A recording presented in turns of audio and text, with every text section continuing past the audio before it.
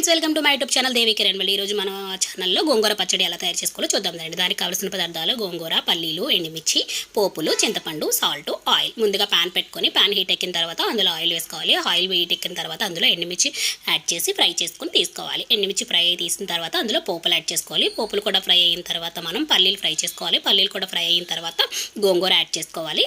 గోంగూర కూడా బాగా ఫ్రై అయిన తర్వాత తీసుకొని మనం ముందుగా ఫ్రై చేసుకున్న పల్లీలు ఇవన్నిటిలో కొంచెం సాల్ట్ యాడ్ చేసుకొని కచ్చాబిచ్చా మిక్సీ పట్టుకోండి.